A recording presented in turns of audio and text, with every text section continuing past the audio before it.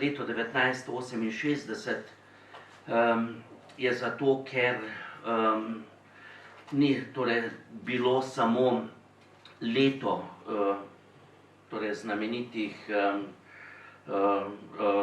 študentskih gibanj, tu je naš kolega, ki je seveda bil med tistimi, ki so ta študentska gibanja tudi vodili, na nek način. In seveda o tem veliko pisal, tudi Cvetka v svojih 3 razpravah se nenehno dotika leta 1968 iz tega torej drugega vidika.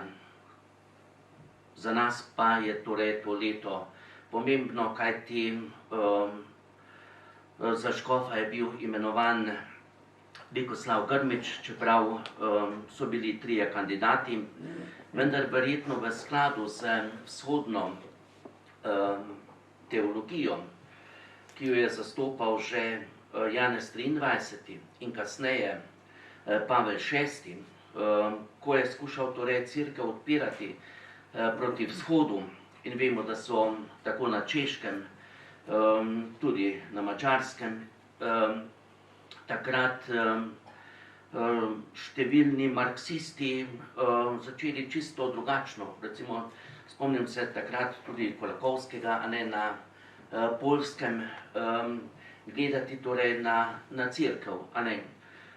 Tudi verjetno je nekako bil bližji Vatikanu tudi ta jugoslovanski samopravni socializem, in zato je tudi Vatikan torej hotel navezati neke odprte stike torej s takratno oblastjo, torej s Titom. In seveda v ta sklop torej tega sodi tudi Grmič. Če bi prebirali različne študije hrvaških, pa tudi bolj hrvaških, recimo sociologov, bi našli izjemno zanimive interpretacije. Moram reči, da kar mnogi torej omenjajo Grmiča med tistimi, ki skuša torej vzpostavljati dialog torej z takratno oblastjo.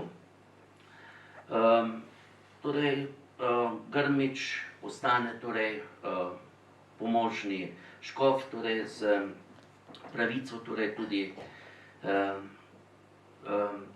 ki mu pripada torej kot, je pripadala kot pomožnemu škofu, torej nasledstva, vendar pa so se politične in pa seveda verske razmere popolnoma spremenile. V Vatikanu je za Pavlom VI., torej tem, ki je izjemno naklonjen torej tako imenovani ostpolitiki, pride torej Poljak Wojtyla, ki pa prihaja z drugega okolja in nenaklonjen tudi takratnemu socializmu.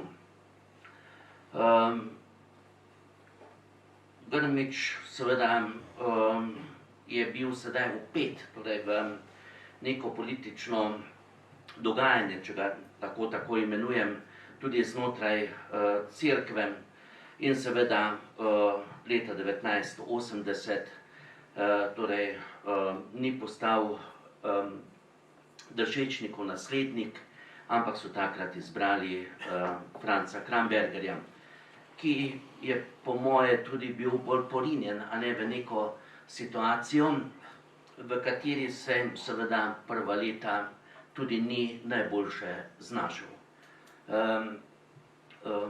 Bil je le zaprt tam v malem semenišču, ni niti imel stika veliko z nekim pastoralnim dogajanjem, kar je imel Grmič, in zato se je potem pač v Mariboru zgodilo to, kar ravno ni v čast in zaradi česar marsikoga verjetno boli glava ali pa so morda tudi odmislili. Ravno zadnjič pa so mi pripovedovali, da ekonom Krašovec, ki naj bi izdal knjigo o tem dogajanju, da mu je bilo to strogo prepovedano tudi pod tem, da je lahko izobčen iz cerkve.